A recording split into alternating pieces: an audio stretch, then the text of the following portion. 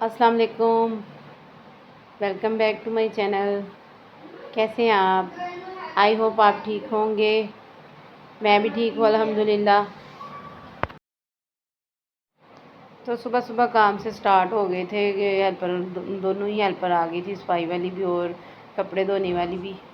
तो संडे को बच्चों के कपड़े धुलवाने होते हैं, तो इसलिए वो मैंने सुबह सुबह ही धुलवा लिए थे और उसके बाद सूख गए थे। तो फिर मैंने प्रेस करने शुरू कर दिए, क्योंकि इनके यूनिफॉर्म होते हैं ना, तो फिर लाजमी होता है कि तो ये फिक्स दिन होता है कि संडे को ना बच्चों ने कपड़े बच्चों के धुलवाने होते हैं। तो मैं फिर लाजमी कहती हूँ कि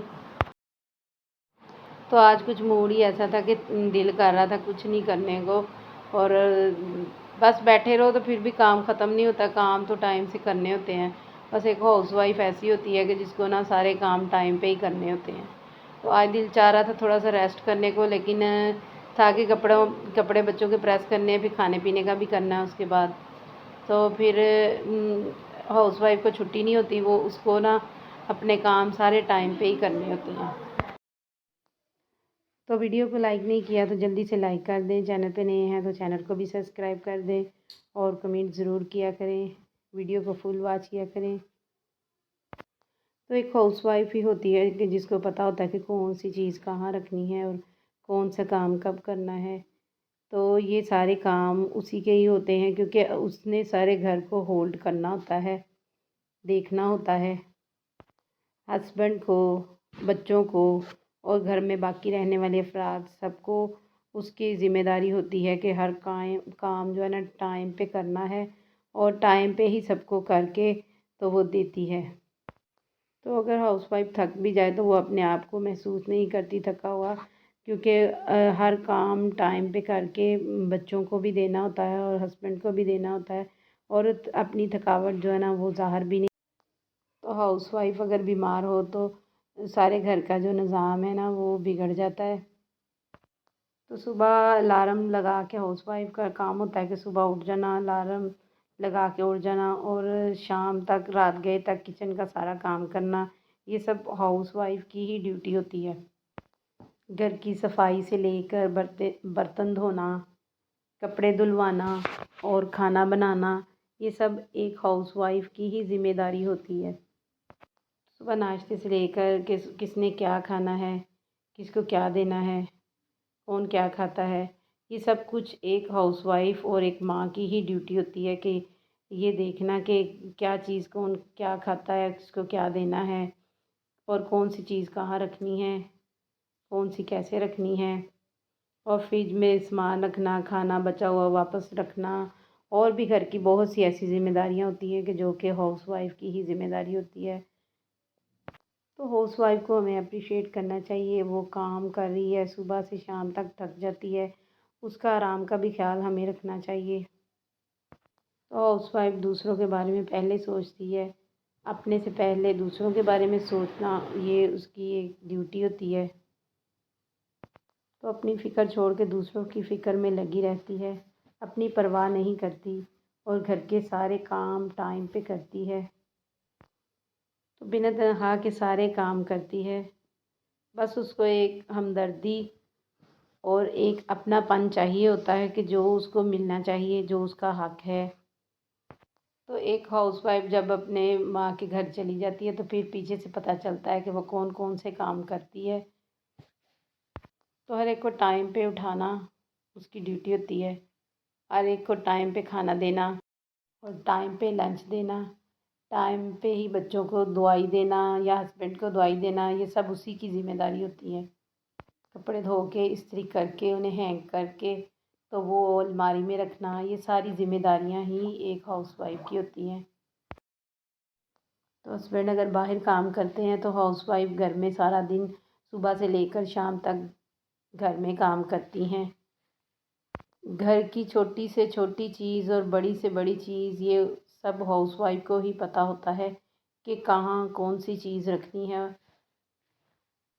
तो हाउसवाइफ को चाहिए कि अपने लिए भी थोड़ा सा टाइम निकाले और अपने आप को खुश रखे। अगर घर के काम है तो इन्हें टेंशन ले के नहीं, बल्कि खुशी खुशी सारा अंजाम दे, क्योंकि वो घर की मलका है, घर उसने ही संभालना है। तो डेली खर्च में से अपने लिए कुछ बचाए और अपने लिए कुछ ख़रीद ले। तो यहाँ पे मैंने चिकन का शोरबा बना लिया था और चिकन का शोरबा बहुत ही मज़े का बना था आज। और सब ने मिल के खा के इंजॉय किया। और साथ में मैंने थोड़े से मसूर दाल जो है ना मसूर बना लिए थे, क्योंकि वो शोरबा जो है ना फिर ख़त्म हो जाता है, तो फिर साथ थोड़े से मैंने बना लिए थे कि शाम को दाल खा लेंगे। तो यहाँ पे मैं कपड़े भी तय लगा लिए थे और तय लगा के फिर बेटे को पढ़ा रही थी, तो वो बैठ के पढ़ रहा था और मैं उसको पढ़ा रही थी शाम के टाइम। तो ये शाम के टाइम पढ़ रहा था और साथ ही फिर मैंने इनको खाना बना दिया था और फिर शेल्फ्स क्लीन की और बर्तन धोने वाले थे। तो शेल्फ्स पे आज मैंने शावर लगा के ना अच्छे से शेल्फ्स को साफ़ किया था, क्योंकि ये शावर 2-3 दिन के बाद मैंने लगाया था। वैसे मैं डेली तो इसको लगाती हूँ, लेकिन डेली खाली टॉवल से भी साफ़ कर लेती हूँ। तो ये दूसरे तीसरे दिन मैं ना इसको शावर से ना अच्छी तरह इनको क्लीन कर रही थी। तो यहाँ ये स्टैंड भी कैमरे का किचन में ही होता है, तो इसको भी मैं साफ़ कर रही थी। कभी कभी इसको यूज़ करना होता है तो फिर इसको मैं किचन में ही रखती हूँ, यहाँ पे पास ही। तो साथ साथ मैंने ना इधर दूध को जाग भी लगा ली थी, क्योंकि थोड़ा सा चाहिए था। और ओवन को भी साफ़ करने वाला था, बाहर से मैंने साफ़ कर दिया था ओवन को, अंदर से ये साफ़ ही था। मैंने कहा 2 दिन तक इसको भी साफ़ करूँगी, अच्छी तरह इसकी क्लीनिंग करूँगी।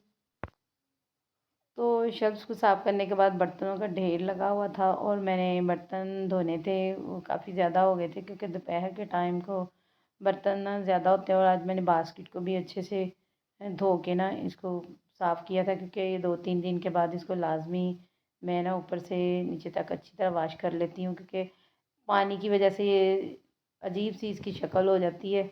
फिर इसको भी अच्छी तरह वाश करना पड़ता है। तो पहले इसको वाश कर लिया था, इसके बाद फिर मैंने ग्लास जो है ना वो वाश किए और अच्छी तरह धो के तो इनको लगा दिया था।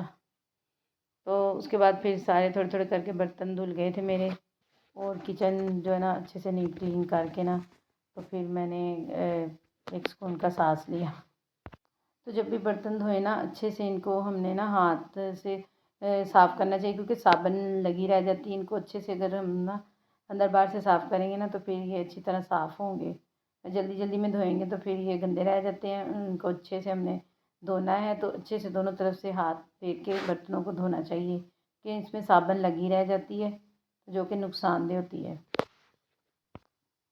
तो आई होप आज की वीडियो आपको अच्छी लगी होगी। अगर अच्छी लगी है तो इसको लाइक कर दें, और चैनल पे नए हैं तो चैनल को भी सब्सक्राइब कर दें, और कमेंट ज़रूर किया करें, वीडियो को फुल वॉच किया करें। और नेक्स्ट वीडियो के लिए अल्लाह हाफिज़। और ये एंड पे मेरा बड़ा सा जो कढ़ाई थी वो भी मैंने धो ली थी, और यहाँ से मैंने अच्छे से क्लीन कर लिया था। सिंक को भी अच्छे से मैंने क्लीन किया।